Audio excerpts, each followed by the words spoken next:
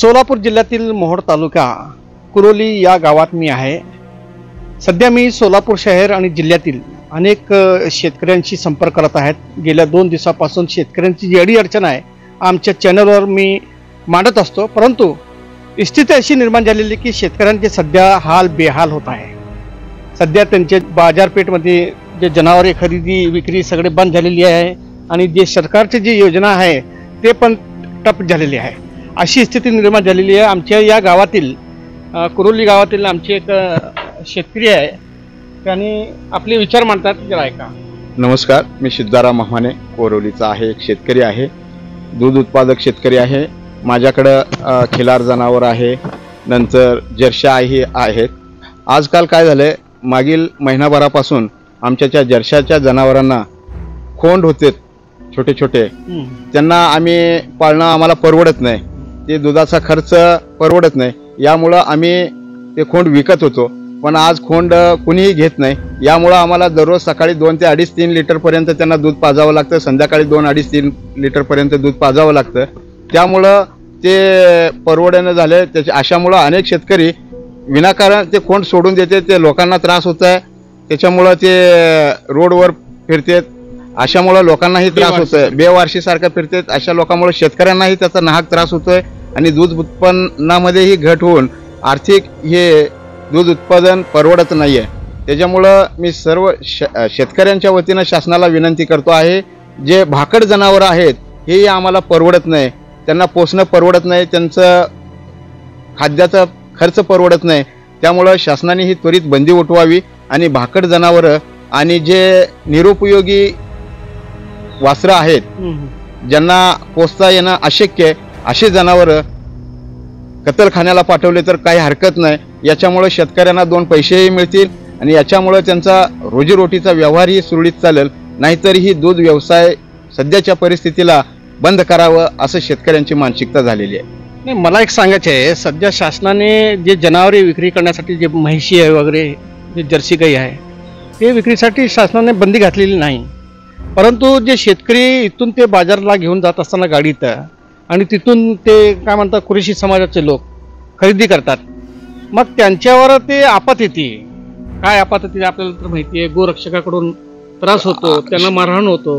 आम्ही शेतकरी जरी असलो कट्टर व हिंदुत्ववादी विचाराचे आहोत, आम्हालाही अभिमान आहे, गोमाता ही आमची आई आहे, पण सध्याच्या परिस्थितीमध्ये भाकड जनावरांना पोसणं ही अतिशय बिकट झालेलं आहे।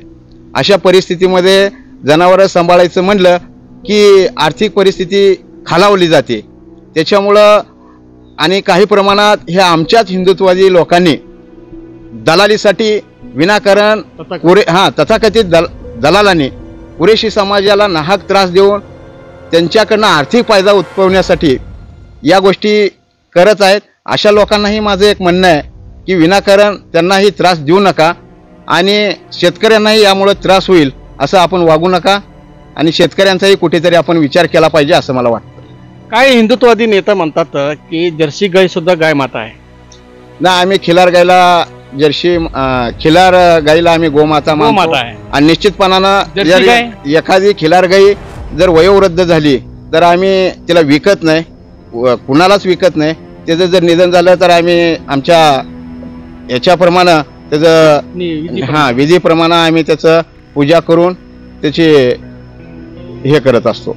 शेतकऱ्याची नुकसानाची 100% शेतकरी नुकसान आहे, एवढा थोडा बहुत शेतकरी त्रास सहन करायला तयार आहे। पण आता ह्या जर्सी जनावरांमुळं त्यांचे जे आहेत भाकड जनावरं ते सांभाळण्याचा त्रास मोठा आहे आणि जनावरं 20-25 जनावरं असली का त्यात 2-4 जनावरं भाकड झाली तर त्यांचा खर्च शेतकऱ्यांना पेलत नाही। अशा दवाखान्याचा खर्च किती येतो? ते दवाखान्याचा खर्च प्रचंड आहे आणि तसं तर हे दूध उत्पादनच परवडत नाही, पण तरीही शेतकरी एक शेतीला जोडधंदा म्हणून दूध उत्पादन करतो। त्याही परिस्थितीमध्ये परवडत नसलं तरी शेती उत्पादनाला पूरक व्यवसाय म्हणून पाहतो, पण आजकाल त्या भाकड जनावरांना पोसणं हे जिकिरीचं झालेलं आहे। नाही, आता असंच परिस्थिती अशी निर्माण झाली देशात राज्यात, पुढे काय होणार आहे? नाही, याच्यामुळं दूध उत्पादन 100% कमीच होणार आहे। याच्यातनं भेसळ दुधाची उत्पत्ती होऊन सर्वसामान्य शेतकऱ्यांना भेसळ दूध द्यावं लागणार आहे। भेसळ दुधामुळं विविध आजार उद्भवतात त्याच्यामुळे हे भेकड जनावर जर गेले तर दुधाचे जनावर सांभाळण्याचा बरोबर आहे. दुधाचे जनावर जर सांभाळले तर निश्चितपणानं शेतकऱ्यांनाही त्याचा फायदा आहे आणि समतोलही राखता येते. शेतकऱ्यांची आत्महत्याचे प्रमाण पण सुद्धा वाढत आहे. 100% शेतकऱ्यांच्या आत्महत्या या अशा गोष्टीमुळे वाढणार आहे. जनावर सांभाळणं ही अतिशय बिकट परिस्थिती आहे. त्यांचा खाद्याचा खर्च असो, सुग्रास भरडा याचा खर्च त्या दुधाच्या पेक्षाही जास्त होतो. त्यात वैरणीचा खर्च आला, दूध दर कमी आहेत, यामुळं परिस्थिती बिकटच आहे. सुरुवातीचीच परिस्थिती बिकट आहे, त्यात हे जनावर सांभाळणं म्हणजे अशक्य आहे. नाही, आता प्रशासन सुद्धा गोरक्षकात एक तथाकथित जे गोरक्षक आहे ते शेतकऱ्यांना त्रास करत आहेत, कुरेशांना त्रास करत आहेत. त्यावर सरकार काय उपाययोजना करत नाही काही? 100% तुमची मागणी काय आहे बाबा? 100% महाराष्ट्र शासनाकडनं मी शेतकऱ्यांच्या वतीने एक मागणी करतोय. जे भाकड जनावर आहेत, जे निरुपयोगी आहेत, अशा जनावरांची वाहतूक होत असेल तर निश्चितपणानं अडवली जाऊ नये. मी या मताचा आहे एक शेतकरी म्हणून. आणि अशी जनावरं जर इकली तर 2 पैसे शेतकऱ्यांना मिळणार आहेत. त्या शेतकऱ्यांचं नुकसान करून शासनाला काहीच मिळणार नाही. तर त्यासाठी शासनानं याच्यावरती उपाययोजना करून भाकड जनावरांसाठी परवानगी द्यावी असं एक माझं प्रामाणिक मत, शेतकरी म्हणून प्रामाणिक मत आहे. एक दुसरी गोष्ट सांगायची आहे शेवटला, की सध्या राज्यात अनेक जनावरांची बाजारपेठ चालू आहे. आठवडा बाजार वगैरे असं असतात. या ठिकाणी भरपूर शेतकरी लोक खूप खर्च करून जनावरे आणतात.